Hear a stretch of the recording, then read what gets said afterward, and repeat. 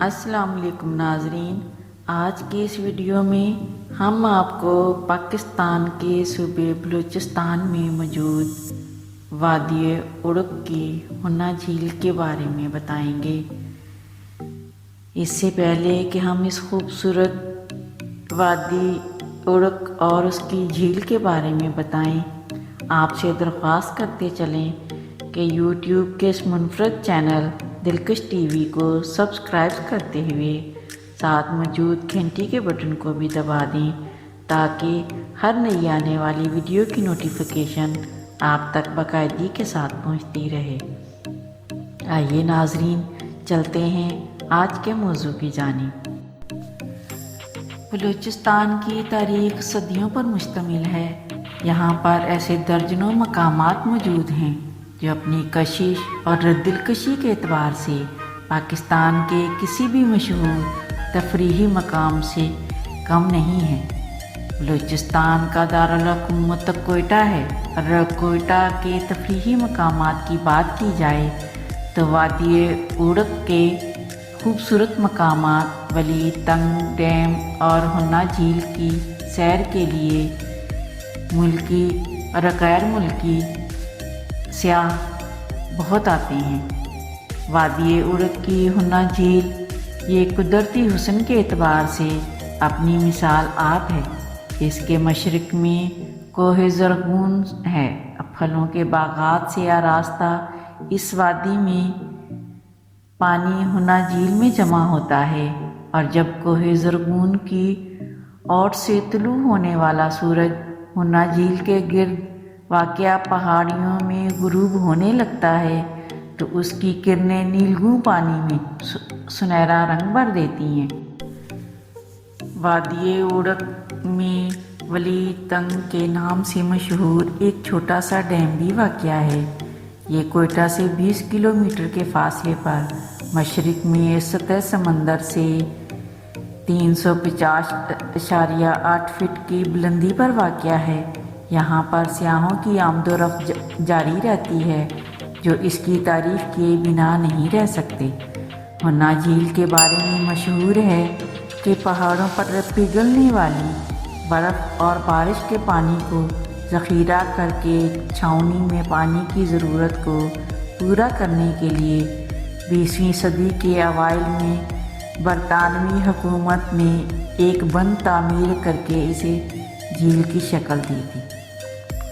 صوبائی دارالحکومت کوئٹہ شمال کی طرف تقریباً 10 کلومیٹر کے فاصلے پر واقع سنگلاق چٹانوں میں 1894 میں تاج برطانیہ کے دور میں لوگوں کو سستی فراہمی، زیر زمین پانی کی سطح بلند رکھنے اور آس پاس کی اراضی کو سیراب کرنے کے لیے ہنا جھیل کا قیام عمل میں لایا گیا تھا۔ بند کی تعمیر 1901 میں شروع ہوئی اور 1908 میں اس کی تکمیل کے بعد اسے جھیل میں تبدیل کر دیا گیا تھا۔ بند کے ساتھ ہی موجودہ قلعہ حاجی عطا محمد کے مقام پر ایک ہیڈ ورکس بھی تعمیر کیا گیا جسے سرپل کہا جاتا ہے۔ یہاں سے تقریباً 1 کلومیٹر طویل نہر کے ذریعے ہنا ندی کا پانی جھیل تک پہنچانے کا انتظام کیا گیا۔ ہنا جھیل کے نام کے حوالے سے بھی متضاد روایات ہیں۔ بعض کے مطابق یہ جھیل برطانوی جنرل جیک اینڈرسن کی وائف کے نام سے منسوب ہے، جبکہ بعض مقامی باشندوں کے مطابق وادی ہنا میں واقع ہونے کی وجہ سے اس کا نام ہنا جھیل پڑا، اور اس وادی کا ذکر احمد شاہ ابدالی کے زمانے کی تاریخ میں بھی موجود ہے۔ برطانوی حکومت نے ہنا ندی سے پائپ لائن کے ذریعے چھاؤنی کو پانی مہیا کیا تھا۔ ماضی میں ہنا جھیل اور کوئٹہ کے مضافات میں واقع موجود باغات کو سیراب کرتی تھی۔ ہنا جھیل 1818 ایکڑ پر محیط ہے اور 49 فٹ گہری ہے، اور اس کم و بیش 22 کروڑ 20 لاکھ گیلن پانی ذخیرہ کیا جا سکتا ہے۔ یہاں سیاحوں کے لیے واٹر سپورٹس کی سہولتیں اور جھیل کی سیر سے لطف اندوز ہونے کے لیے کشتیاں بھی موجود ہیں۔ ہونا جھیل اور وادی اورک کے قدرتی نظاروں کو دیکھنے کے بعد عقل انسانی اپنے پروردگار کے جمالیاتی ذوق پر دنگ رہ جاتی ہے۔ جھیل کے چاروں طرف بلند و بالا پہاڑ واقع ہیں جن کے درمیان یہ ایک بڑے پیالے کی مانند دکھائی دیتی ہے۔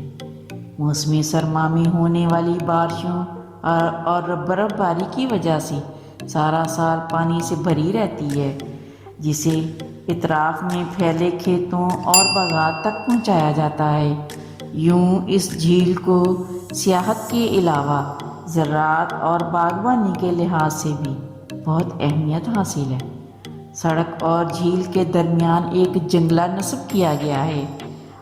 اصل جھیل سڑک سے تقریباً 30 فٹ نیچے واقع ہے اور سڑک اور جھیل کے درمیان موجود ڈھلوان سطح پر سیاحوں کے لیے سیڑھیاں، راہداریاں اور ایک پختہ سائبان بھی بنایا گیا ہے۔ جھیل میں کشتی رانی کا انتظام بھی کیا گیا ہے، لیکن نجی کشتیاں چلانے کی بجائے ترقیاتی ادارے کے زیر اہتمام کشتیاں اور موٹر بوٹس چلائی جاتی ہیں، جو سیاحوں کو نہ صرف جھیل بلکہ اس کے وسط میں واقع جزیرے کی بھی سیر کروائی جاتی ہے۔ جھیل پر ہر موسم میں سیاحوں کا ہجوم رہتا ہے۔ سیاح یہ موسم سرما میں برف باری کے نظارے کے لیے یہاں کا رخ کرتی ہیں، کیونکہ برف باری کے موسم میں اس جھیل کی دلکشی مزید بڑھ جاتی ہے۔ اس ٹھنڈے موسم میں جھیل پر سائبیریا کے پرندوں کی بھی آمد ہو جاتی ہے، جو جھیل اور اطراف میں بیٹھے، اڑتے اور اٹکلیاں کرتے دیکھے جا سکتے ہیں۔ یہ خوبصورت نظارے دیکھنے والوں کے لیے بہت ہی خوش کن ہیں۔ ہونا جھیل سے ان موسمی پرندوں کی واپسی کا سفر فروری کے آخر میں شروع ہو جاتا ہے۔ یہ موسم بہار کی آمد تک یہیں رہتی ہیں اور افزائش نسل بھی یہیں کرتی ہیں۔ آخر میں مگر سب سے اہم بات کہ کہیں بھی جائیں مگر گندگی ہرگز نہ پھیلائیں اور وہاں کی صفائی کا خاص خیال رکھیں۔ نیز ہماری کاوشوں کا صلہ ویڈیو کو لائک کر کے دیں، فیس بک، واٹس ایپ اور اپنے دیگر سیاحت کے شوقین دوستوں کے ساتھ شیئر کرتے ہوئے ہماری حوصلہ افزائی بھی کیجیے اور کمنٹ باکس میں اپنی قیمتی تجاویز سے ضرور آگاہ رکھیے گا۔ آج کی ویڈیو میں بس اتنا ہی۔ اللہ نگہبان۔